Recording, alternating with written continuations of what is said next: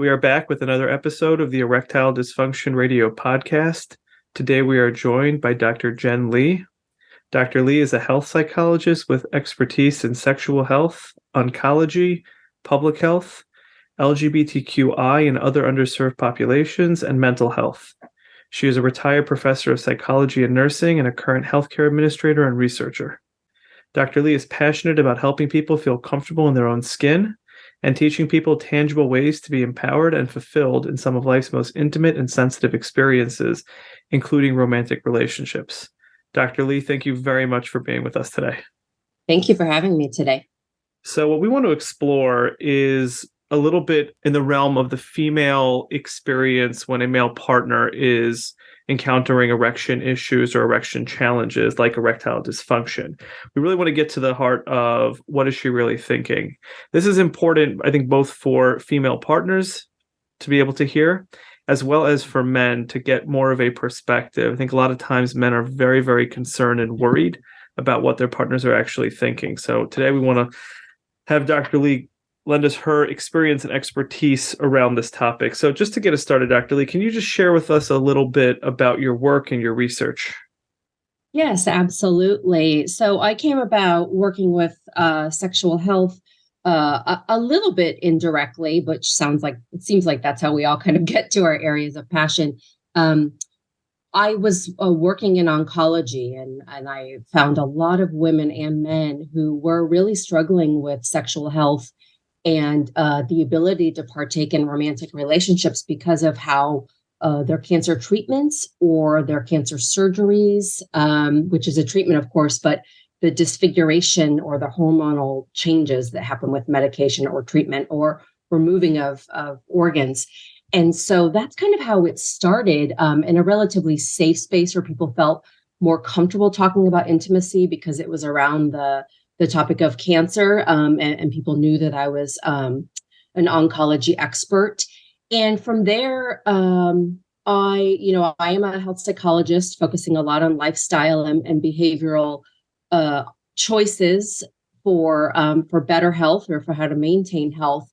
And so I kind of lucked out that I started working with Dr. Amy Perlman, who's been on your show. We were at the University of Iowa, and we saw this great need to talk about sexual health and to help providers and patients feel more comfortable talking about sexual health. And as soon as we opened the door to that topic, really a lot of interest and need was brought right to us from patients, providers, public health officials, all over. It was kind of the, as you know, taboo topic that no one wanted to talk about.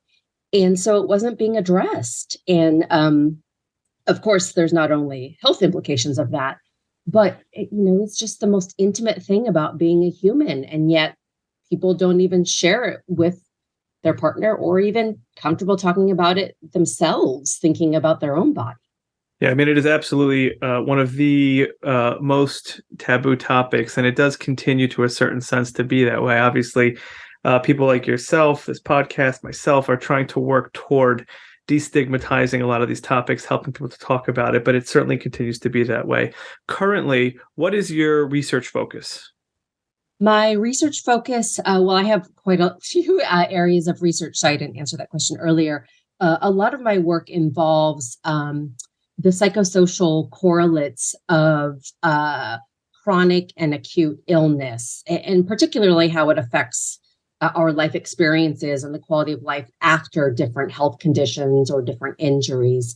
For example, I have a few recent publications about multiple sclerosis and how a diet, quality of life, sexual health, and many other factors affect people's experiences with multiple sclerosis.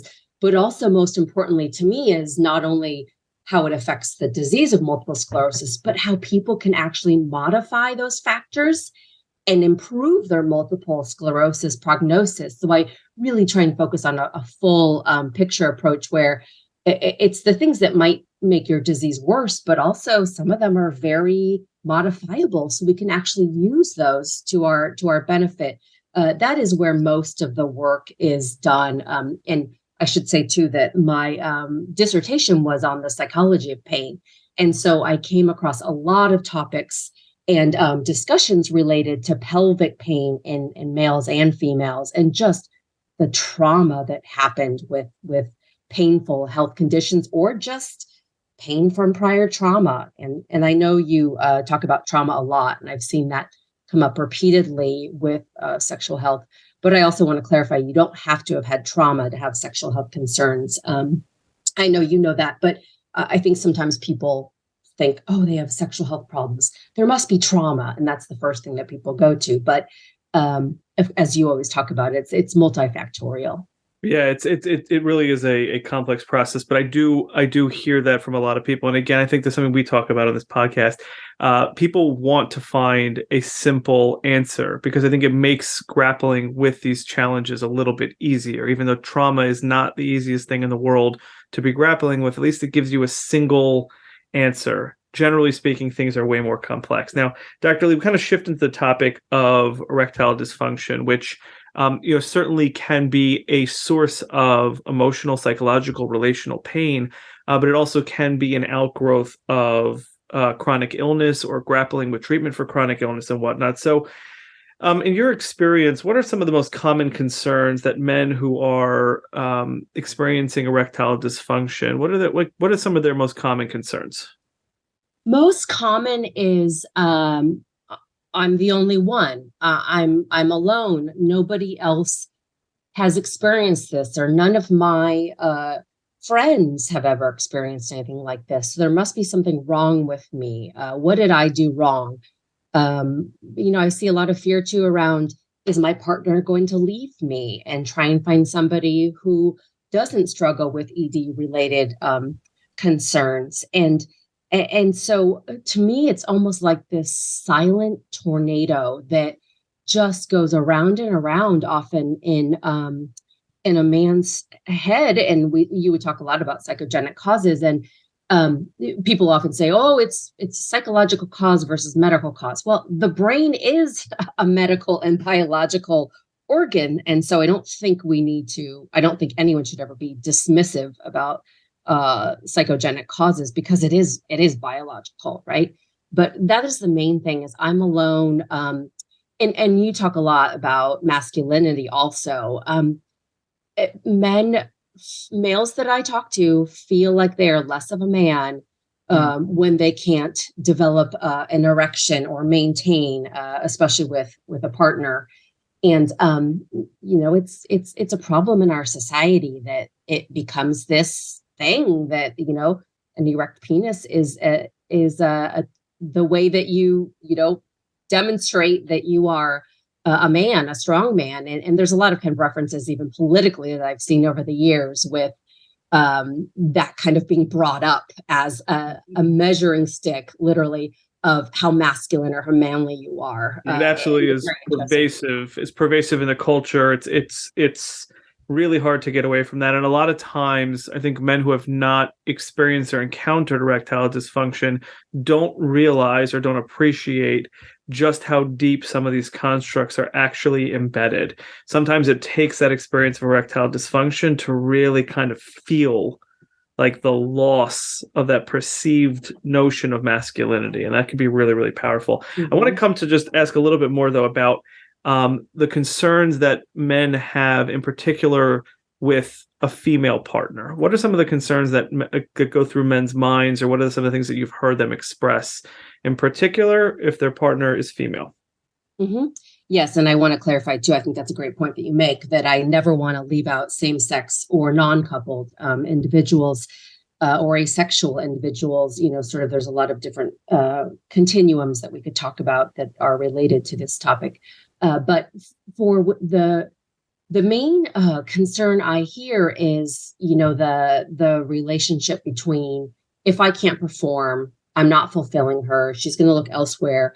But part of that is that, the avoidance of, I don't even want to go there. I don't even want to kind of open that door or let her open up that door, so that if they see that something, maybe, date night, if they're worried that date night is going to be a night where their partner might be expected expecting them to perform, that they might even start being more withdrawn and avoidant over life situations, experiences, or conversations that are related to sexual performance. And so they don't just withdraw from the bedroom. It becomes sort of this pervasive thing that they might not talk to their partner about certain topics or engage in certain sort of typical couple activities because they fear that it will turn into a situation and they won't be able to perform. And that will make the relationship worse because they can't perform. But it really becomes this vicious cycle. Yeah, and just speaking for a moment to the avoidance behavior, it can also come in forms that I've seen where a man will uncharacteristically start to pick a fight, knowing that the conflict is going to lead to distance. It sometimes is just a subconscious process in order to not have to engage the partner. And a lot of that kind of stems back to the fears of not performing, the fear of disappointing a partner, the fear that sometimes the fear is the partner will discover the erectile dysfunction. It's not uncommon that the man knows what's going on, but really is trying to prevent the partner from finding out because he's afraid of what might happen. So yeah, all these things are really important. Now, on the flip side, when that man is struggling with erectile dysfunction, what are some of the actual common thoughts and feelings that might be going through the woman's mind? In other words, men will come up with their own stories about what their partner is thinking or feeling. But what are some of the things that you've heard from the female partners in these situations in terms of what their perspective on the ED actually is?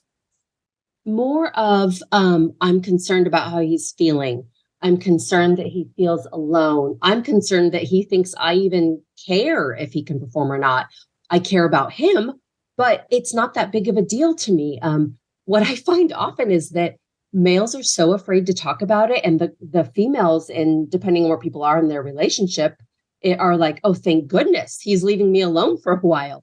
So I've seen that conversation happen a lot too, that women say, well, I don't know why he's so concerned that I'm concerned, because, now we're having more what I would expect of how much I want to be having sexual relations. If he can only sort of get it up and, once or twice a month, or maybe once or twice a year, that's way better for me anyway. And so I think I always feel like there's this sort of, there's this gap between what men or males think that women want and what women's conversations typically revolve around. And most of it's, he won't leave his hands off me. I just want to sleep. And so it's very interesting that conversation basically is in the man's brain, but the female doesn't feel that way at all.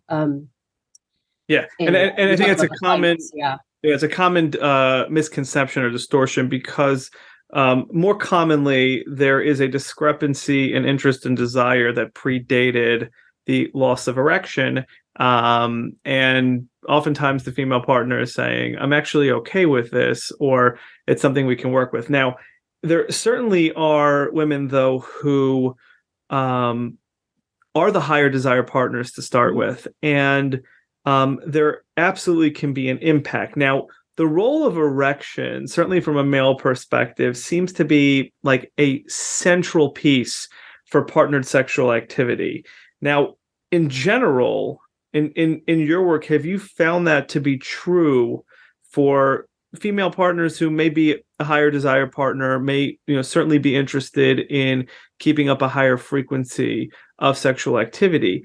From the female perspective, how central is the erection to being able to facilitate the types of experiences that these partners want?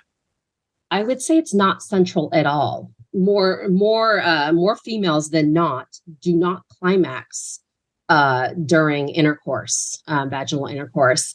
I don't know what the data is, what the numbers are. And so for most females, they want to feel good and ideally climax, but often that doesn't happen during penis vagina intercourse, or if they're using a device or something, that doesn't always happen with the intercourse. It happens more with other types of manual stimulation. And so a lot of females will say, I don't even, the sex, the intercourse, I don't care that much about that. I just want to climax. And that the easiest way to do that is not through intercourse for some females.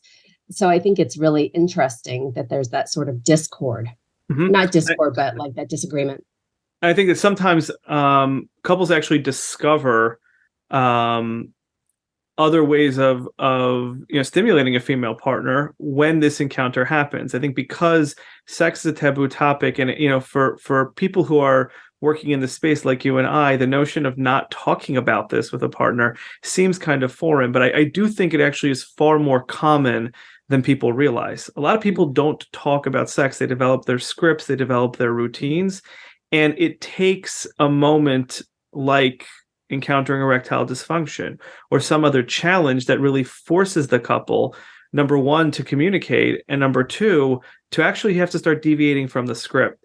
So I know that there are couples out there who really only discover engaging in other forms of stimulation in a partnered setting when something like this happens. And a lot of times that can be to the benefit of the female partner as compared to penetrative sex. That's a really, really important point. Now, there are women who internalize their partner's erectile dysfunction, and they see it as their fault or an inadequacy, something that they're not doing correct.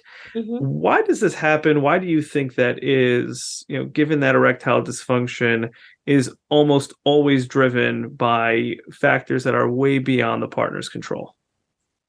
Well, so, you've talked about this a lot too, and I think this is a very important point for females, is that females often chalk it up to, excuse me, he's not attracted to me.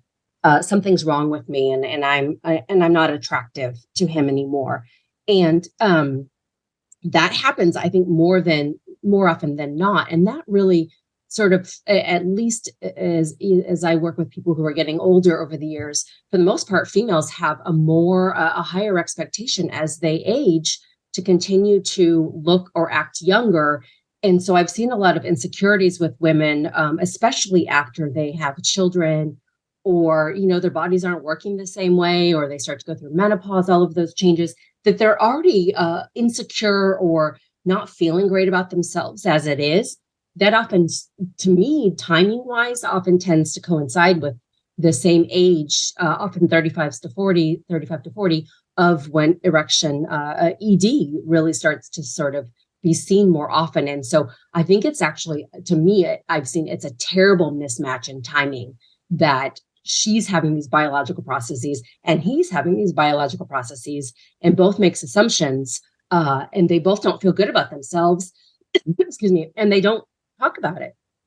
Right. So you're saying that oftentimes when the female partner is grappling with her own aging process, doesn't feel great about herself, when the male partner, oftentimes age-wise is happening when the male partner is starting to encounter some erection challenges, and that insecurity kind of opens the door to internalizing this. If it was only, looked like this, or a couple pounds lighter, if I didn't have the wrinkles, or, whatever it might be, that the insecurity kind of plays into that, and it really kind of grows from there. Now, there clearly are a number of distorted beliefs, both in terms of the female partners, the male partners. What role do you think culture and society have played in reinforcing a lot of these misconceptions? So, especially from the male perspective, as there's been a lot of discussion in your prior episodes, that just the expectation is that you have your penis is a sign of masculinity, and I do see that being pervasive the same way that you have seen it. That's basically the sign of you being a male, and if you don't have what you perceive as a typical or better experience, that you are less of a man, and thus kind of less of a person, less worthwhile in some ways. And then for females, I think and so you've the whole porn industry is such a problem. Most people, if they've been exposed to porn, at least prior generations, people didn't see porn until they were in their 20s, maybe. Nowadays, with much younger children, as early as I've heard of 7 or 9 children finding porn, they grow up thinking that those are typical penis sizes. And that is such a big problem. So that when people get to the bedroom, no one feels adequate. And then same with females. It is very true that the females we see getting all the attention in society are the ones that tend to be fit and thin and have large breasts, perky breasts, not post breastfeeding breasts. And so that is another part too, as the female, is that the things that we see make us feel like we have to be more of the people on the screen or the people in our lives who are getting more attention. Yeah, you're saying it's that young, fit, well endowed appearance that comes through pornography and plenty of other cultural references that definitely is playing a role in shaping some of the anxiety, some of the misconceptions, some of the fears that probably don't hold true. Now, shame and embarrassment are common with erectile dysfunction. What are your thoughts on how a man should go about addressing this? The shame and embarrassment. Well, communication. I mean, this is stating the obvious here, but as we know, these are the most intimate experiences we have with another person, and we don't talk about it. I think if males knew that women majority would be okay and more concerned about the person. I don't see a problem with most women if the little blue pill, if males were taking that. I don't know many females who would care, and they just want what makes him happy. And so I think that's a big part of it also, is that the male is afraid of this little blue pill, and he might secretly order supplies of different types of supplements. And so I think having conversations about the options of medications are really important. But that's easier said than done, as you and I know. Otherwise, we probably wouldn't have a career in this. And so a lot of what I focus on with couples is how to approach those conversations. How do we address them in safe spaces that don't feel so awkward and overwhelming, and make it feel like we are in this together? It's awkward for both of us. And I like to give people very basic tools of how to start those conversations. And along those lines is also, how do we kind of rekindle our romance? How do we kind of get back to maybe that maybe young love that we had, where everything felt, kind of exciting, exhilarating, and new? There are absolutely great strategies for doing that as well. That's all related, of course, to the sexual relationships. And there's a lot of opportunities for people to rekindle and develop these communications. And as far as I've seen, both partners win. I don't know of any couple who regrets opening this door to having more comfortable and less awkward conversations from their perspective about sexual health and their connection. Yeah, I mean, that's really, really powerful. And I think, again, the communication piece is just so key, because I see this when I work with men as a male. Some of the things that I bring, which are, factual and the statistics and whatnot, I see that it doesn't quite land as much as having the partner present. And when, she is affirming some of the things and saying, yeah, that's how it works for me. That's really what I'm interested in. You see that there's just something so powerful, something that allows for that shame, the embarrassment, the fear to kind of just dissipate in a really powerful way. Now, Dr. Lee, just in wrapping up, if there was a single message that you could give to a man struggling with ED, what would it be? It would be that your impressions, your perspective, your assumptions are wrong more often than not. That's been my experience with, penis size, with how many times they're doing it, with what they're expecting, what they're not expecting, that a lot of times they're wrong. And so I think that door of communication really has to open. And the one last thing I want to say related to that is, I found that a lot of males and a lot of females don't actually know that much about their own body processes physiologically, but also especially don't know anything about the opposite sex's body and processes. And so just knowing those basics also I think really opens the door for a lot more comfortable and safe communications, especially if we're putting ourselves in the same playing field. Look, it's awkward for both of us. Let's go through this together. Yeah, that is a really powerful closing message. Dr. Lee, thank you very much for joining us. Thank you.